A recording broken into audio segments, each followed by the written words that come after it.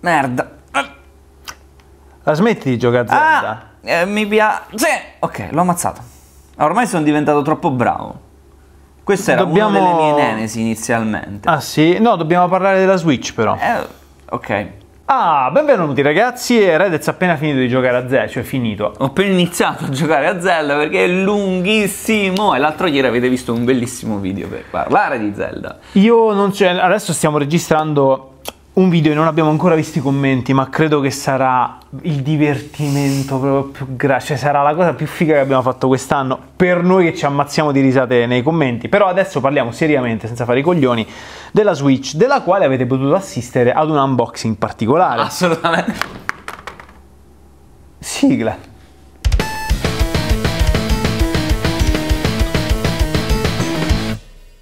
Dicevamo, abbiamo fatto un unboxing e vi siete preoccupati tutti quanti, neanche l'aveste pagata voi, che la stessimo effettivamente rompendo, quando invece questo pezzo qui viene via. Sì, assolutamente, l'hanno studiata bene, anche perché è un pezzo importante, dato che sotto c'è la micro SD, quindi l'avranno fatto proprio pensato a chi come me è incurante e lo stacca e lo riattacca come vuole, quando vuole, perché lo vuole. Non l'abbiamo rotta, assolutamente, è una console nuova, quando prendi una cosa nuova ci stai molto attento perché, vabbè, ma anche quando ce l'hai da un po' ci stai attento perché insomma sono 300 euro, quando stacchi Joy-Con fai sempre attenzione. Tipo, passiamo ai pro, perché questo è uno dei pro che è robusta. È robusta. No, sicuramente, però è robusta questa console. Vi vorremmo parlare di dati tecnici, ma in realtà, essendo Nintendo, non servono.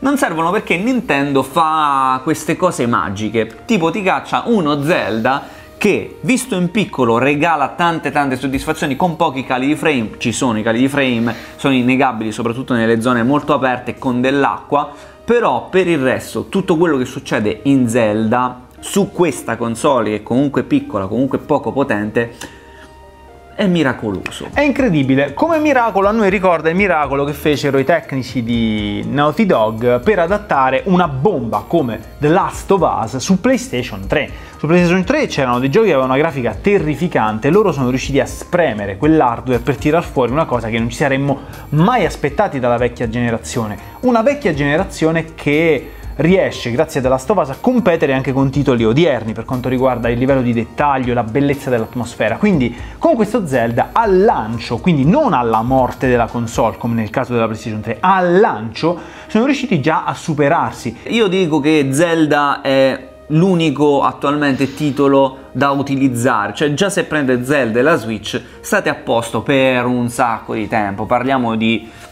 50, 60, a voler trovare tutte le cose che ci stanno nel mondo. Un anno di gioco. Probabilmente sì, tantissime ore di gioco, e vi parla uno che sta intorno alla ventina e non ho ancora visto un cavolo fondamentalmente. Quindi ottima mossa come gioco di lancio, a noi sembra veramente azzeccato. Per quanto riguarda il resto, staremo a vedere, perché per il momento stiamo vedendo cose che sono divertenti, sono funzionali a quello che è il concept della Switch, quindi One Two Switch, il nuovo Bomberman lo abbiamo provato proprio questa mattina, ARMS lo proveremo appena arriva, dovrebbe arrivare a giorni. Appena ci arriva, insomma, sono titoli divertenti, carini, ma se dobbiamo parlare di giochi e non di giochini, sto Zelda è veramente una ciliegina sulla torta. Ora andiamo a dare un'occhiata all'hardware di questa Switch.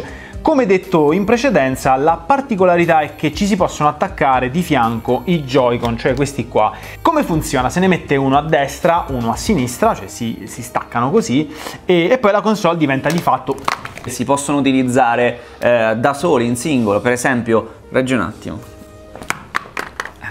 Per esempio in orizzontale si possono utilizzare con Bomberman e con altri giochi, si possono utilizzare con accelerometri, giroscopi, eccetera eccetera, si possono utilizzare con quell'accrocchio di roba che state sicuramente vedendo, che fa diventare questi due Joy-Con un Joy-Pod quasi umano, nel senso che quasi giocabile, perché è bruttissimo da vedere. Tuttavia, grazie a Nintendo che ci hai pensato, c'è anche un joypad vero e proprio, quindi non con sti cosetti che vanno attaccati, ma molto molto più comodo. Quindi grazie a Nintendo che ci hai pensato, un culo a mamita che ce lo fai comprare. Questo è grazie, ma un culo a mamita, ok? È chiaro il nostro... Comunque, che altro si può dire? Questa è una console che ha una durata discreta in quanto a batteria, è una console portatile, deve avere questa caratteristica. È una console che guadagna molto in centimetri, soprattutto sulla profondità, ma in quanto a larghezza, porco Giuda, è veramente larga, soprattutto se ci attacchiamo i Joy-Con. In definitiva, la portatilità è buona, cioè questa qui ve la potete infilare tranquillamente nella tasca di uno zaino, senza tema, perché comunque sia, cioè è bella robusta. Dicono che da 1,5 metri non si faccia nulla quando cade. Vediamo. Ed è vero. Cioè, quanti cascatoni poteva fare? Secondo me comunque pure da più in alto, Mo ci proviamo, siamo usciti fuori. No, però cioè, rimane accesa, quella è la cosa bella, rimane accesa. Rimane accesa, come vedete, non ha danni strutturali, quindi di per sé funziona molto bene. Che cosa possiamo dire di altro? È molto responsiva, complimenti Nintendo, perché davvero il software su questa macchinuccia è veramente ottimo, nel senso che prendi il gioco, lo inserisci e giochi. È questo che deve fare una cazzo di console portatile, è questo, niente aggiornamenti, niente boiate del genere, niente stronzate da scaricare. A questo serve, anche perché non è detto che tu disponga sempre comunque di una connessione internet, anzi in viaggio dovrebbe essere la cosa più rara avere una connessione internet. Quindi Nintendo, sotto diversi punti di vista, con questa console ti sei superata, hai innovato veramente. Che se ne dica nell'innovazione, perché già abbiamo visto che esisteva già una console di questo tipo, già abbiamo visto la Shield che fa più o meno la stessa cosa, quindi in generale va bene, è molto facile da utilizzare. Con il dock, il connettore, lo inserite, immediatamente avete su TV l'immagine, quindi anche questa cosa molto molto figa, anche se la volete rimettere a ricaricare banalmente. E c'è da dire una cosa: sul connettore, a dispetto di quanto succede sul tablet vero e proprio, perché alla fine è un tablet, andiamo per vedere, qui si possono attaccare le batterie portatili che abbiamo per cellulare, quindi collegate con l'USB Type-C, e si ricarica. Con quell'affare satanico non c'è verso, dovete avere l'adattatore che esce con Nintendo. Questo è così, è un adattatore gigantesco. Non capiamo onestamente perché mai qui ci sia la compatibilità totale e sul dock invece non ce ne sia traccia. È una cosa veramente strana.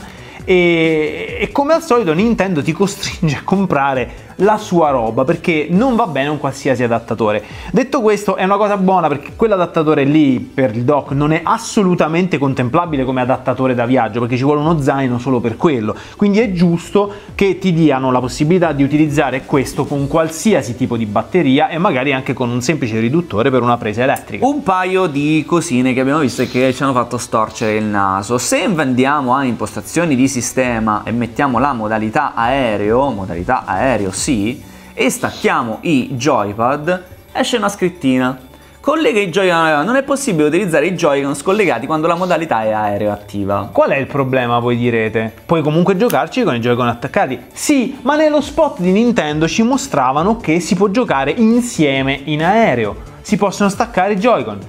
E no, perché in effetti con la modalità aerea dovremmo attivare gli altri tipologie di comunicazioni, quindi occhio Nintendo, soprattutto quando fai vedere queste cosine, perché sì, ci puoi giocare in questa maniera, ma no, non ci puoi giocare come hai fatto vedere nello spot, con il tablet attaccato al tavolino ribaltabile e i Joy-Con in mano. Assolutamente no. Altro capolavoro che hanno fatto durante lo spot è stato quello di mettere questi tizi che giocano in split screen da 1,5 metri, 2 metri di distanza a un gioco di corse con dei power up piccolissimi da raccogliere. No, perché da quella distanza non riusciamo a giocare neanche a Bomberman, che è tutta un'unica schermata. Figurati con lo schermo diviso in 4, con i microscopici power up che devi raccogliere a terra, sarebbe impossibile, dovresti starci così.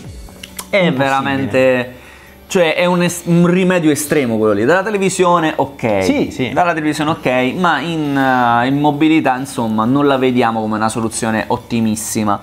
Detto questo, però, la console passa a pieni voti tutto, nel senso che la batteria, siamo sulle 2 ore e mezza giocando a Zelda. Zelda è un gioco davvero importante, molto pesante per una console di questo genere. I giochi attualmente stanno uscendo e ne stanno uscendo anche tanti, quindi ottimi anche i titoli di lancio. Facciamo vedere. Vogliamo finire a distruggere, no? Dopo la rivendiamo, la rimandiamo indietro. Switch ce l'abbiamo già. Sono giochini da party, sono giochetti stupidi, ma servono a quello, a farti fare 2 risate con gli amici. Cioè, chiaro, non so giochi. Però... Zelda, Bomberman è simpatico. Non vediamo l'ora di mettere le mani su Mario Kart e giocarlo dalla TV perché potrebbe essere molto interessante. Insomma, complimenti Nintendo, a parte un paio di cavolatine, questa Switch ci sembra veramente una buona console e anche molto resistente. Senza dubbio.